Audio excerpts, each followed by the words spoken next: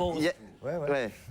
Avant les renforts, l'info quand même du week-end, c'est la non-reconduction de contrat de Yohan Mikou. Pourquoi alors? Et David Jamel. C'est une info parce que c'est vous qui faites une info sur ça. C'est une nouvelle quand même. Non, mais vous savez peut-être pas le deal qu'on avait avec Yohan qui était plus près d'arrêter sa carrière l'année dernière que de prolonger avec nous. Et je crois qu'on y a, comme je lui ai dit, on y a redonné l'envie de jouer au football, ce qui est vraiment une chose importante pour lui parce que c'est un amoureux du football. On s'était donné un deal, lui avait été très clair, il avait dit je n'aurai ma dernière année de contrat et puis j'arrêterai. Donc je lui avais dit... Il avait retrouvé du plaisir et de l'efficacité. Si on arrive à faire en sorte que ta dernière année se passe le mieux possible, que tu remplisses les fonctions que je veux te donner cette année, le deal aura été respecté. Il a été respecté. Après, à juste titre, il pensait pouvoir peut-être faire une année supplémentaire.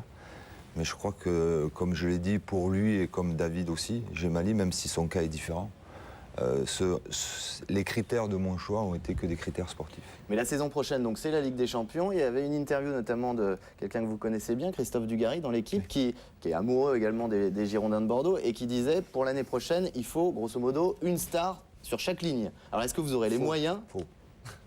Alors, on n'aura pas les moyens. Vous allez faire c'est comment? pas que je veux pas de stars. Encore faut-il savoir ce que c'est des stars, quoi.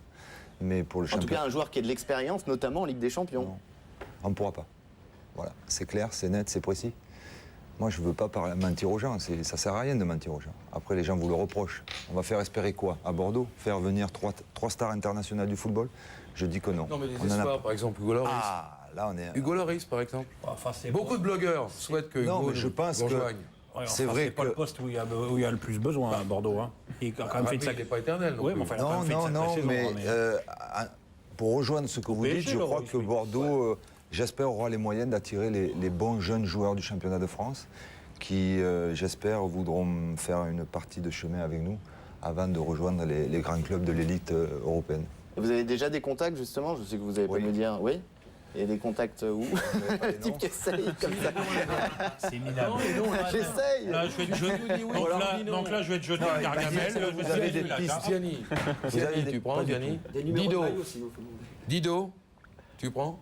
On n'est pas en contact. Abriel? On n'est pas en contact. Vous n'avez pas les numéros ou... Bon. Si, non, ce que je peux vous dire, pour être quand même un peu plus précis, c'est qu'on va essayer de se renforcer dans le secteur défensif et dans le secteur aussi du milieu de terrain, parce que cette année, avec les blessures que l'on a eues, notamment la blessure de Jussier, la quantité nous a fait un petit peu défaut. Donc ces deux secteurs de jeu, d'où peut-être aussi la non-reconduction de contrat de David et de Johan, qu'on va essayer s'efforcer de renforcer l'équipe. D'étoffer en tout cas cette équipe qui est pour l'instant donc deuxième du championnat, toujours deuxième, qui n'est pas passé devant Lyon, puisque Lyon reste en tête du championnat. Lyon qui a eu chaud à domicile face à Nancy. Une toute petite victoire pour les hommes d'Alain Perrin. Pierre. Oui, une victoire qui aurait été plus large si le but valable de Govou avait été accordé, mais comme on n'a que 30 secondes, on a préféré vous montrer cette occasion de Keita repoussée par Brison. Le but, non plus, c'est quand même pas le but du siècle contre son camp d'André Louis. Comme quoi, voilà, on voit André Louis qui pousse et Macaluso qui essaye de sortir. Ah, et là, l'arrêt extraordinaire de Grégory Coupé sur cette tête de Fortuné. Ça, c'est quand même un arrêt sensationnel. Comme j'ai déjà eu l'occasion de dire, il n'y a pas que Mandanda et Loris qui font des arrêts extraordinaires dans ce championnat. Il y a aussi vous avez apprécié, Hugo, cet arrêt de Grégory Coupé. Il l'aurait bloqué.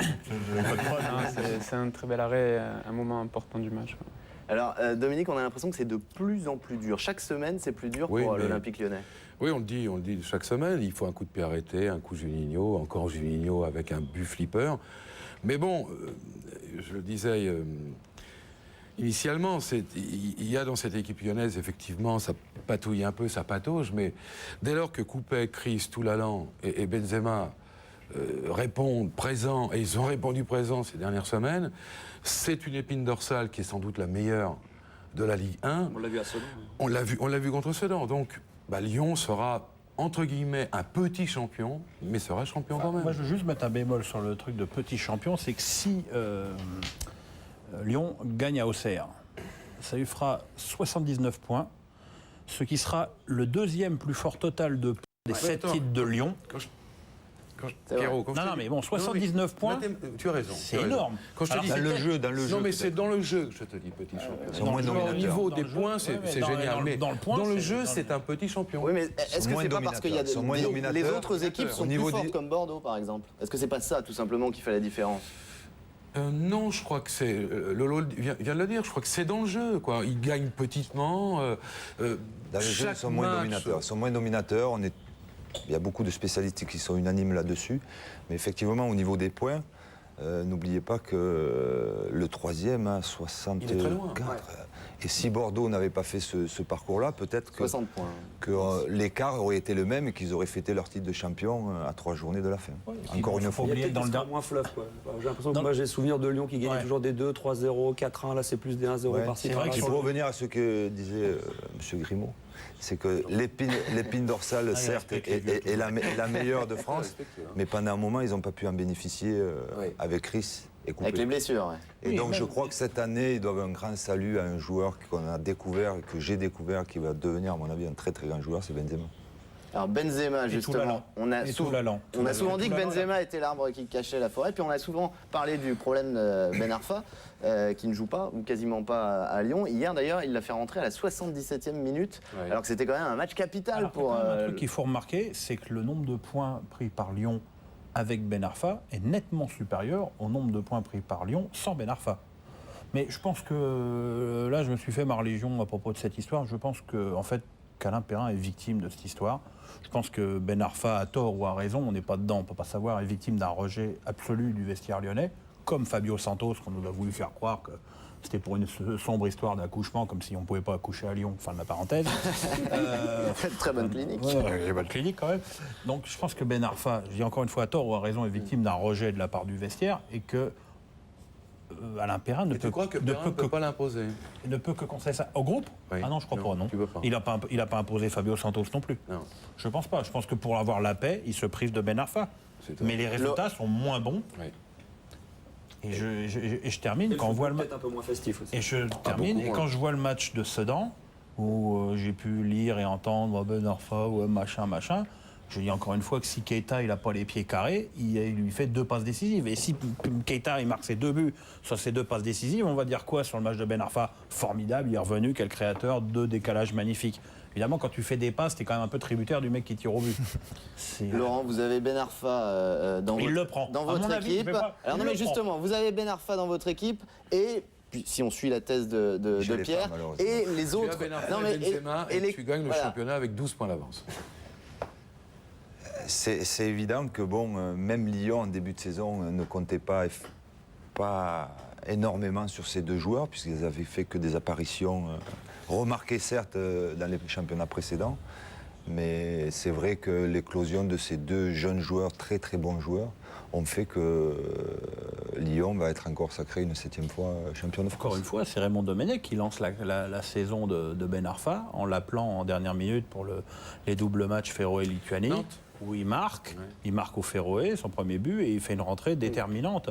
Et ça va être assez amusant de voir la semaine prochaine si Ben On a Arfa pas parlé sera aussi dans d'un les bon 23. retour de Fred aussi, parce qu'il y a cette période de Fred là, dont on disait partant pour le Paris Saint-Germain. Puis après, une fois qu'il est revenu, qu'il a décidé de dire je reste à Lyon, j'ai trouvé que bon, l'arbitre, non, mais qu'il Je était. pense que Lyon, en début de saison, avait Benzema dans ce groupe, avait Fred aussi. Et je crois qu'au départ, Benzema partait plutôt comme doublure de Fred Que l'inverse. que l'inverse. Mais bon, avec un tel joueur, En tout cas, on parle d'Alain Perrin. Alain Perrin, alors, c'est de Voilà, plus en Perrin, plus c'est simple. dans l'air du On peut temps. pas dire, Jean-Michel Aulas nous l'interdit, on peut pas dire qu'Alain C'est Perrin. extraordinaire. Il y a On une peut scène pas sur dire, Canal+, attends Pierrot, on hier peut soir. pas dire qu'Alain Perrin va quitter Lyon. En revanche, on peut se poser la question qui va succéder à Alain Perrin. C'est une Non, façon mais de voir. Dominique. le truc, l'incident Aulas-Margoton hier soir sur Canal+, Oui. est le truc le plus drôle que j'ai vu à la télé depuis Benny Hill. Bah alors, on va C'est- on va Ouais, raconter en quelques mots pour ceux qui vieux. n'ont pas Ouais, Canal. Au début, de la Ça au début fait du vieux. multiplex de Canal, Moi, j'ai Grégoire vu, Margoton. Au début de la retransmission de Canal, Margoton annonce le départ officiel, enfin pas officiel, mais, Oui, mais c'est- sûr et certain de. Oui. Et voilà, c'est donc venu faire sa diatribe Ouais. contre l'équipe en plus, donc il n'y avait rien à voir là-dedans. En direct, avec en plus Alain Perrin en chemise et en cravate, avec l'esquimau devant, super gêné. C'est une scène irréelle. Moi, j'ai Ouais, trouvé c'est ça profondément profondément jubilatoire. Maintenant, si dans 3 semaines, il change d'entraîneur, il va y avoir des cassettes ou des trucs qui vont tourner sur Internet. Même pas, on s'en souviendra même pas. Non, t'inquiète pas, nous on s'en souviendra. Ouais, et ça changera quoi? Je veux dire, non, c'est quand Aulas nous parle d'éthique, quoi. Bon, cela dit, on ne peut pas filer une info non plus si elle n'est pas vraiment vérifiée. Est-ce qu'on sait aujourd'hui si oui ou non Perrin va quitter Lyon? On peut le penser. En tout cas, il y a quand même des signes, il y a quand même des signes importants. À 90%. Il faisait bien savoir que si j'ai bien suivi à la télé, que s'il gagnait le championnat et qu'il gagnait la Coupe de France, il y avait une possibilité qu'Alain Perrin puisse encore rester. Ouais, mais enfin, de dire qu'il y a une possibilité qu'il peut rester, ça veut dire qu'il a déjà l'idée du départ dans la tête. Dans l'équipe cette semaine, justement, vous avez défendu Alain Perrin, Laurent, puisque vous qui avez obtenu le titre, le trophée du meilleur entraîneur UNFP. J'ai pas besoin de défendre Alain Perrin, il est assez grand pour se défendre. Il n'était même pas nommé. J'ai trouvé ça honteux, je l'ai dit. Je crois qu'un entraîneur qui est en lutte pour obtenir un 7e titre de champion de France et de gagner éventuellement la Coupe de France, de réaliser le doublé, je crois que ne pas être nominé au titre de meilleur entraîneur, c'est une injustice. Je l'ai dit, voilà. On dit que c'est difficile d'être entraîneur à Lyon avec le tandem Bernard Lacombe et Jean-Michel Aulas. Est-ce que, par exemple, si Lyon s'approchait de vous, est-ce que... Non mais, tu vois comme quoi le plus lourd des deux n'est pas celui qu'on croit. Je vais te lancer un Gargamel, toi. C'est une hypothèse. Imaginons. Non, est-ce que vous iriez ou est-ce que vous pensez que c'est injouable d'être entraîneur à Lyon? Voilà, la question, elle est simple. Déjà, je vais vous répondre de 2 manières. La première, c'est que ça risque pas de se passer puisque, bon, je suis encore sous contrat avec Bordeaux. Et que la deuxième, pour vous répondre franchement, moi, ce qui m'intéresse, c'est d'avoir une équipe compétitive. Et je pense que cette équipe de Lyon est très compétitive. Donc pour un entraîneur, même s'il y a des difficultés, mais je vous rassure, dans tous les clubs, il y a des difficultés, si vous avez une équipe compétitive qui vous permette de côtoyer le plus haut niveau, moi c'est ce que je recherche. Alors, en tout cas, on a parlé également, puisqu'on parle de Lyon, on a parlé du Lloris à Lyon. Parce que il est formidable, Hugo. Pourquoi moi Encore moi. Il avait pas vu que j'étais là. Grégory Coupet, on ne sait pas s'il restera à Lyon la saison prochaine. Est-ce que vous avez été approché d'abord et est-ce que ça pourrait vous intéresser? Non, enfin, pour le moment, je me sens pas concerné. J'ai pas eu d'approche, non, rien du tout. Et si jamais, alors, admettons que Grégory Coupet parte la saison prochaine, est-ce que ça pourrait vous intéresser? Est-ce que Lyon, ou alors vous préférez une expérience à l'étranger, par exemple, pourquoi pas? Non, moi, mon sujet de réflexion par rapport à tout ça, c'est ce que va m'apporter le club au niveau de ma progression. Après, le reste, c'est que secondaire. Donc, voilà. Lyon, c'est un grand club. Il n'y a pas actuellement, peut-être qu'en France, il n'y a pas mieux. Ouais. Mais c'est le plus grand club. Mais et est-ce que Nice peut vous apporter quelque chose aujourd'hui, en tout cas la saison prochaine, dans votre carrière? Du soleil. À part du soleil, oui. Il y a eu un passage difficile l'année dernière. Là, on est reparti sur de bonnes bases. Il y a un staff technique qui est très compétent et très professionnel, donc ils ont mis la machine sur de bons rails, mais après on ne peut pas comparer un club comme Lyon ou comme Nice. En tout cas, il ne va pas vous le dire, c'est comme moi, je ne vais pas vous le dire, parce qu'il y a un entraîneur déjà en place et il y a un gardien déjà en place. Mais s'il a de l'ambition, et je pense qu'il en a beaucoup, moi j'en ai beaucoup aussi, un club comme Lyon est toujours intéressant. Surtout que Coupé, il nous l'a fait tous les ans, le coup de la mandoline. Je me tâte, je vais voir. Je sais, comme pareil, Govou, ça y est, c'est parti. Govou s'interroge. Il s'interroge tous les ans, personne ne le veut. Donc de toute façon, peut-être cette année un peu plus, qu'il a fait une bien meilleure saison. Et tous les ans, il nous fout le coup du banjo, donc ça va aller. Vous pourriez suivre en plus votre copain Ederson. Oui, mais bon, ça c'est une motivation. Mais dis-lui, c'est quand même pas compliqué. Oui, j'aime bien Lyon, et puis on passe à autre chose. Je vous laisse. Ce sera juste en tout cas, il est manifeste que Jean-Michel Aulas va essayer de passer un stade avec l'Olympique lyonnais, notamment en Ligue des Champions. On parle de Didier Deschamps. Alors il y a toujours la piste Deschamps. Il m'a dit non parce que je viens de le croiser en allant chercher Lolo. Il m'a dit non. Il y a Deschamps, il y en a d'autres. D'accord. Voilà. Ça c'est une info. Il y en a d'autres, oui. Mais il y a Colas, c'est d'autres. Il y a Colas et Lacombe qui répondront. Je sais pas. Ah bah oui, c'est ça. Non mais j'ai pas d'infos. Non mais c'est ce que je veux dire. Il est étranger. Oui, alors Laurent Blanc vous expliquez pourquoi Lippi, Mourinho ou Capello vont pas venir à Lyon. Il est clair que. Non, mais ils disent que Lyon est un grand club, mais après les clubs qu'ils ont connus, ils vont pas à mon avis, ne vont pas tenter ce challenge. C'est-à-dire que c'est encore redescendre quand même d'un cran, même si Lyon est le meilleur club en payer France. le salaire de l'entraîneur. Vous savez comment Voilà. ce qu'on en allait en venir. Je crois qu'ils ont connu le très très haut niveau en Italie, en Angleterre, et que la considération que l'on peut avoir dans ces pays-là pour l'entraîneur, que ce soit sportive et financière, est tout autre que ce qu'on peut connaître en France. Non, mais Puel, oui, voilà, Puel a un vrai profil pour l'OL. En tout cas, C'est pas une information, c'est un profil. Lyon profil pour Lille aussi. reste en tête donc du championnat de France après cette 37e journée, puisque Lyon a 2 points d'avance sur Bordeaux et se dirige donc probablement vers un 7e titre de champion de France. Sur cette question, justement, la dernière journée, on va écouter tout de suite Alain Perrin, justement, et Sidney Govou. On avait une équipe difficile à jouer, 3e du championnat, qui n'est pas là par hasard. Et donc, on a fait le match qu'il fallait. Je vous dis, avec un soupçon de réussite, on peut se mettre à l'abri plus tôt. Malheureusement, en ce moment, on n'a pas l'impression qu'effectivement, on a le coup de pouce. Mais on verra jusqu'à la dernière journée, on va s'accrocher. Le suspense, il est à tous les étages. Il est aussi bien pour le titre que pour la 3e place, que pour le maintien, et avec beaucoup de matchs. Donc, je pense qu'il y aura beaucoup de matchs en jeu là. Et c'est très intéressant pour le football que, justement, on s'aperçoit que tout soit aussi serré. On a vu qu'au niveau d'état d'esprit, on a joué en équipe, on a peut-être pas été très bon comme je disais à la fin du match, mais on a été solidaire, on a été combatif du début à la fin et de jouer des matchs comme ça peut que rassurer. Et donc on aura le résultat définitif. On disait il est costaud Perrin mentalement parce qu'il encaisse. Faut résister, ouais. Ça il bouge pas une oreille, mais nous le disait. Je pense qu'il a une aptitude au mépris assez importante. Non, ça lui sert en l'occurrence. J'irais pas mépris, j'irais détachement. Oui, l'un va souvent avec l'autre. Ouais. Je pense, oui. Donc Lyon, on le saura la semaine prochaine. Est-ce que Lyon ou Bordeaux sera champion de France? Le suspense reste jusqu'au bout, même si Lyon est mieux parti. Nancy, malgré cette défaite, reste 3e du championnat avec un petit point d'avance sur Marseille, qui n'a pas pu faire mieux que match nul au Mans, 0-0. Marseille, 3 victoires consécutives à l'extérieur. Avant donc ce match nul au Mans, la semaine prochaine, Nancy reçoit Rennes et l'OM reçoit Strasbourg qui est d'ores et déjà d'ores et déjà condamné à la Ligue 2. Qui va se qualifier pour le... Si Strasbourg perd à Marseille, c'est le record absolu de défaites consécutives. C'est-à-dire qu'ils ont égalé déjà, je crois. Va se qualifier. Voilà. Absolu. Ouais. Sur l'ensemble de Qui va se qualifier pour la 3e place? Sur l'ensemble de son œuvre, Nancy, puisque Nancy a dû quitter une fois le podium depuis 37 journées. Oui. Nancy est plus régulier, mais Nancy est très handicapé avec les absences de Puy-Grenier, Hadji et de Kim.